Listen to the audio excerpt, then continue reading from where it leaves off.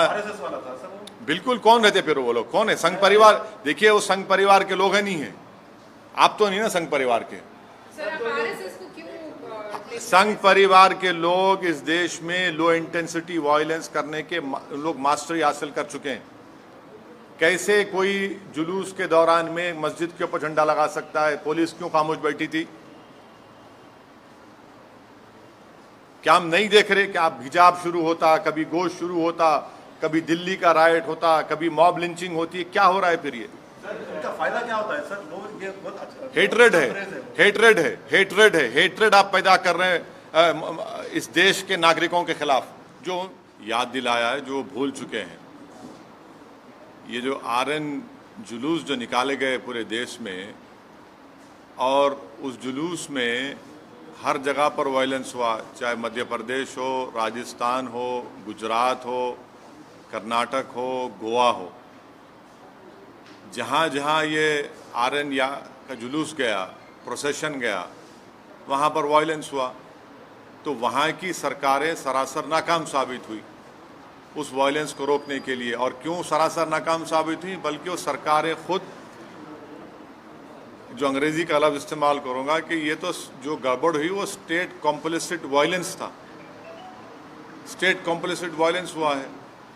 और आप दंगाइयों को दंगा करने से रोक नहीं सकते।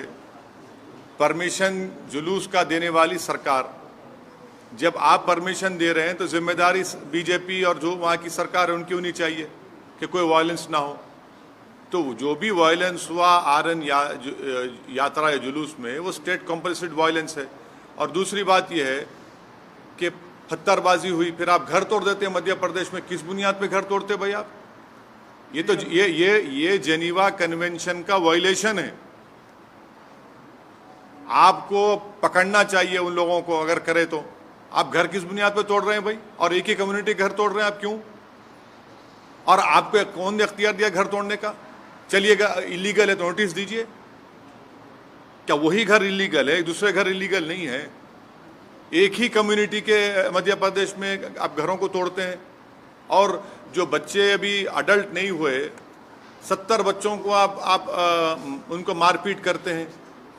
और फिर दुनिया ने वीडियो देखा कि महिलाओं को, ज़ईफ महिलाओं को, बुजुर्ग महिलाओं को, 70 साल की महिलाओं को आप उनको मार के हाथ और पैर तोड़ देते हैं उनका। पुलिस तोड़ती है उनका, मध्य प्रदेश की पुलिस। ये आप काम कर रहे हैं। राजस्थान में हुआ, क्या कर राजस्थान कांग्रेस सरकार? भाई आपकी सरकार ने उनको परमिशन दिया। जब परमिशन आप देते हैं तो कैसा वायलेंस होता है फिर? घर जलाए जाते हैं, वहां पर दुकानें जलाई जाती हैं, टारगेटेड घर जलाए जाते हैं राजस्थान में, कर्नाटक में होता है ये। तो ये पूरे कंट्री में इतने 6-7 प्रदेशों में अगर हो रहा है, तो ये देखिए, ये एक ऐसा नहीं है, पूरा प्लानिंग से हो रहा है ये। और आप टारगेट कर रहे हैं वो मुस्लिम माइनॉरिटीज को। सिर्फ क्यों कर रहे हैं भाई मुस्लिम टारगेट? आप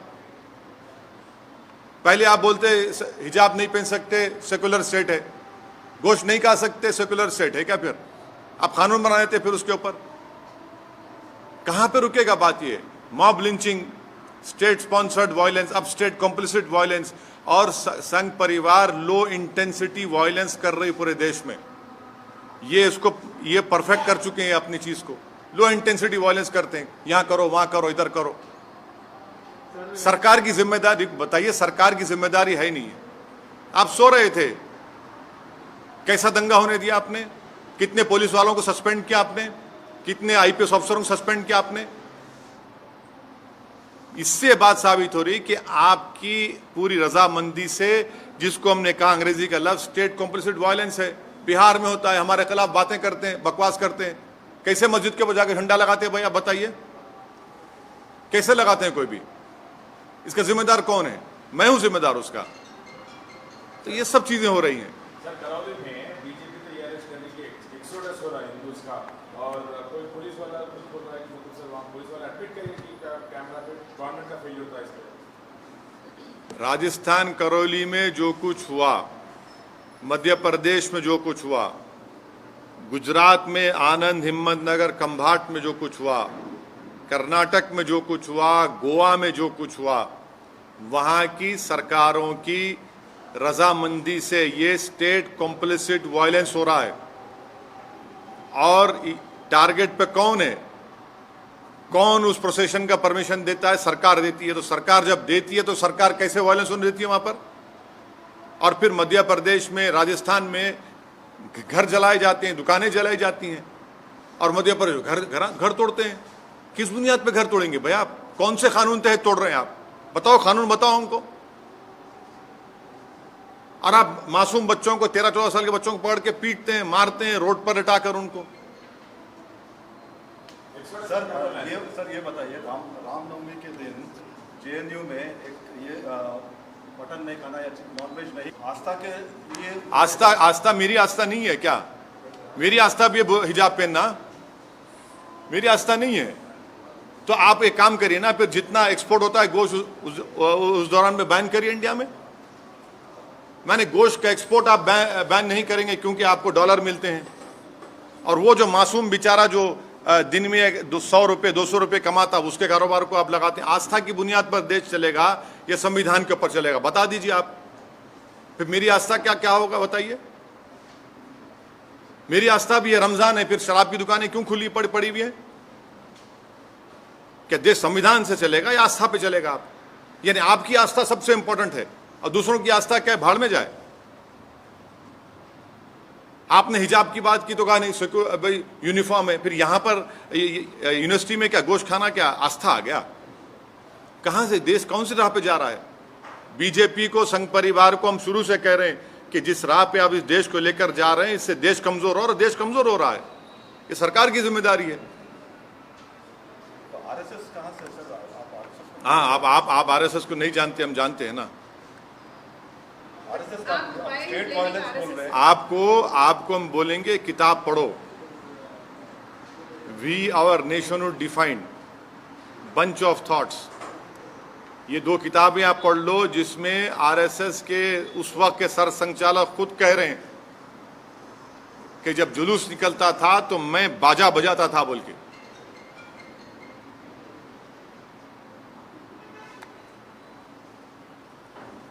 सर, पाकिस्तान में सत्ता परिवर्तन हुआ है, जो नए वज़ीर आला बने हैं, वज़ीर आज़म, उन्होंने कश्मीर का राग अलापा है।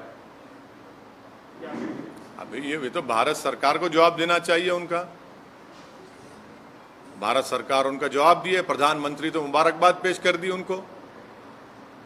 नहीं, आप हमसे सवाल कर रहे हैं। नहीं सुनिए, नहीं प्रधानमंत्री ने क्या जवाब दिया? प्रधानमंत्री ने मुबारकबाद दे दी उनको। देश के प्रधानमंत्री जो मुबारकबाद दिए हैं नहीं, प्रधानमंत्री ने उनको मुबारकबाद दी है और कहा कि भाई इस खित्ते की अमन के लिए हमको अमन को बरकरार रखना चाहिए, टेररिज्म खत्म करना चाहिए। अब देश के प्रधानमंत्री मुबारकबाद दे रहे हैं तो ओवैसी से क्यों सवाल किया जा रहा है? आप कश्मीर से हमसे सवाल क्यों करते हैं? प्रधानमंत्री से भी करिए। अरे हाँ, जब नहीं, देश के प्रधानमंत्री जब मुबारकबाद दे रहे हैं शहबाज शरीफ को, तो ओवैसी को क्यों घसीट रहे हैं इसमें आप? सर लेकिन इमरान खान ने भी अपने फॉरेन पॉलिसी को तारीफ देश की के है। प्रधानमंत्री ने शहबाज शरीफ को, सुनिए, देश के प्रधानमंत्री ने शहबाज शरीफ को मुबारकबाद दी है।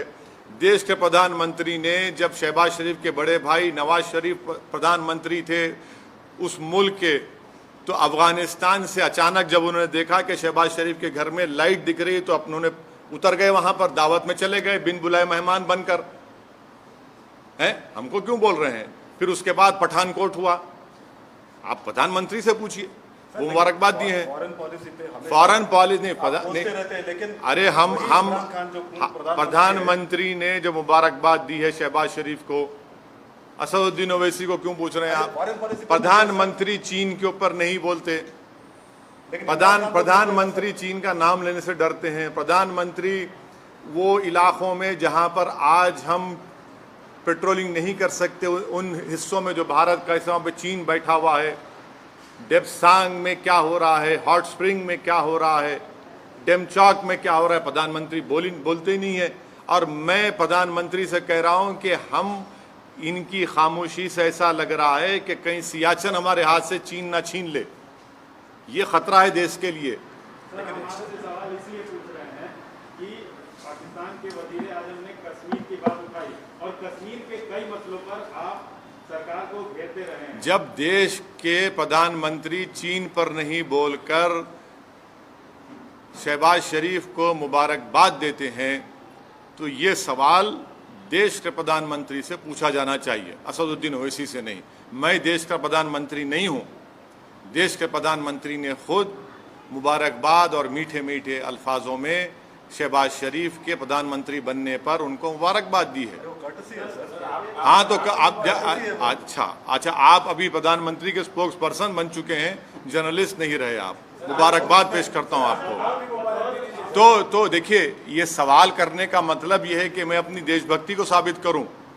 और प्रधानमंत्री जब शहबाज शरीफ को मुबारकबाद देते हैं उस पर क्या बोलेंगे आप?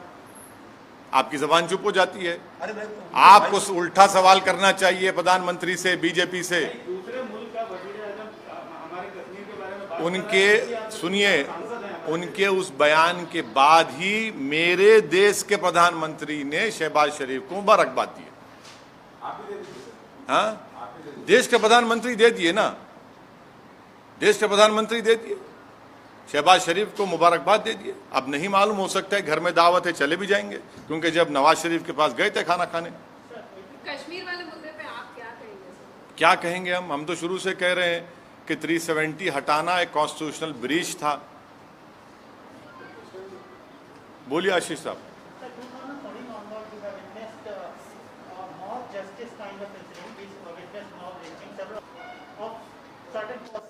who are yet to proven guilty or accused in court. You see, this is clearly a state complicit violence, number one. Secondly, this is a collective punishment being given to one particular community. Third, this is a grave violation of Geneva Convention. Fourth, under what law the government of Madhya Pradesh has demolished houses of the Muslim community. Fifth, if they were illegally built, you cannot arbitrarily demolish any house. You have to give a notice.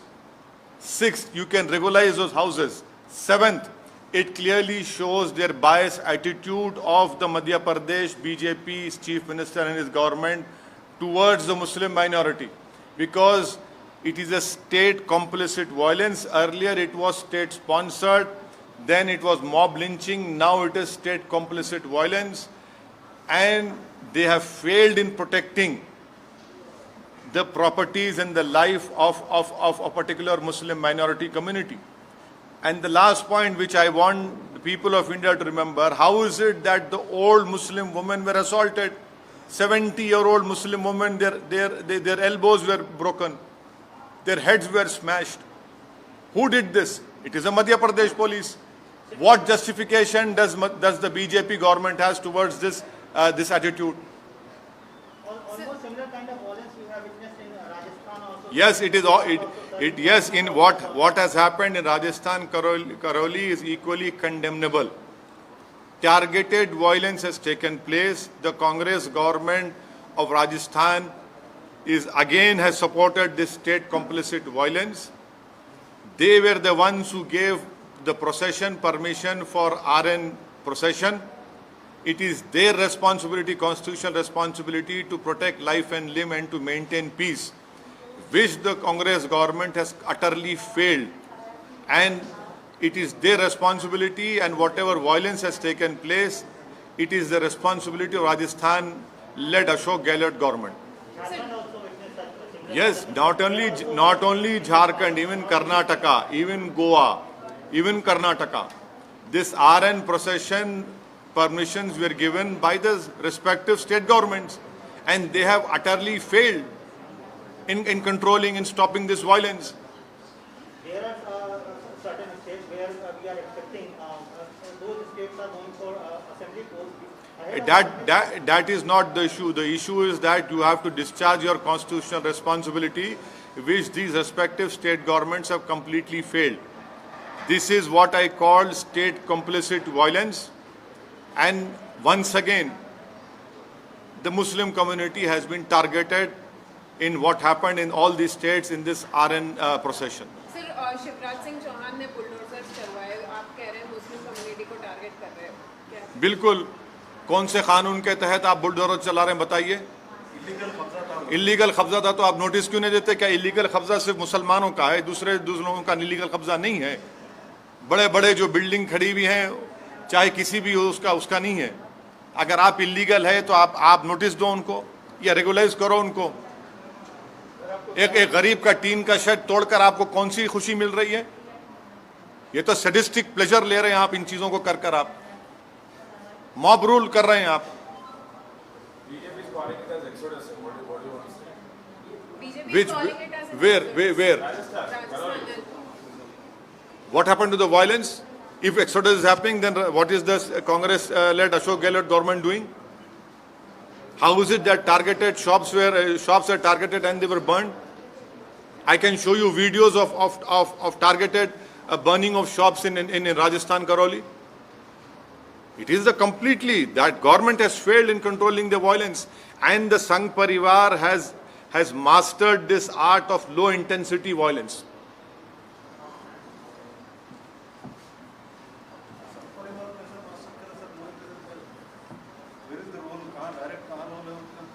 नहीं, पूरे आसमान से आए ना, यहाँ के नहीं थे वो।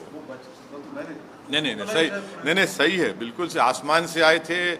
और जो वीडियोस जो आ रहे हैं उनके नारों के, उनके प्रोवोकेटिव बकवास के, एक जगह भी लोकलाइज जो भी थे वहाँ पे लोकलाइज।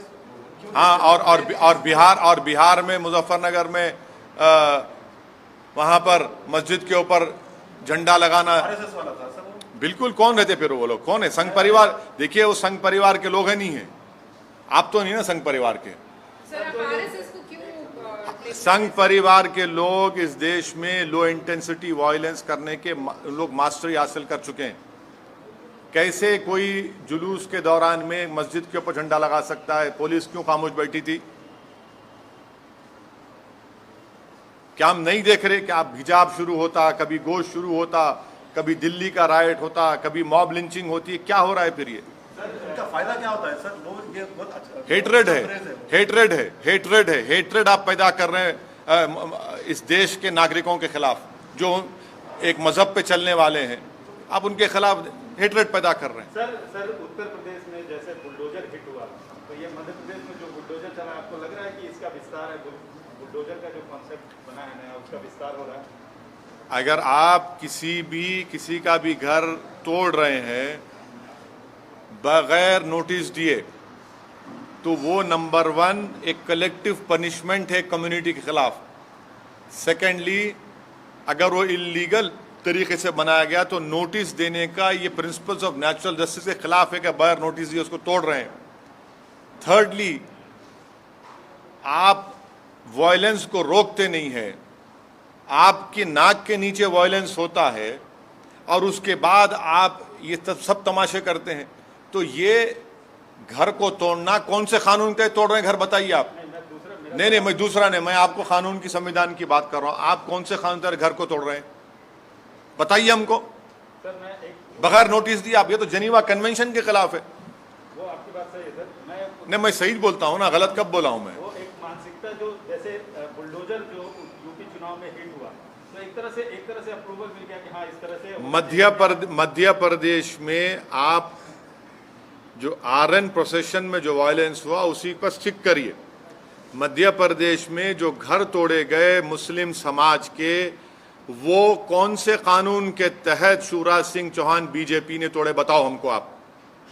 आपने क्यों परमिशन दिया जब आप वायलेंस को कंट्रोल नहीं कर सकते? अगर वो इलीगल थे तो नोटिस क्यों नहीं देते आप अपनी नाकामी को छुपाने के लिए, आप अपने स्टेट कॉम्प्लिसिट वायलेंस को छुपाने के लिए आप एक कलेक्टिव पनिशमेंट मुस्लिम समुदाय को दे रहे हैं।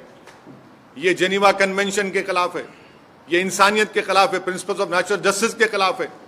इसको हर उस शख्स को जो संविधान पर भरोसा करता, यकीन करता, उसको कंडेम करने की जरूरत है इस हरकत को। आपने मध्य प्रदेश में 70-75 साल की मुस्लिम महिलाओं के सर फोड़े हैं, उनके हाथ पैर तोड़ दिया आपने। 13-14 साल के बच्चों को रोड पर लिटाकर आपने उनको पीटा। ये आपका गवर्नेंस है।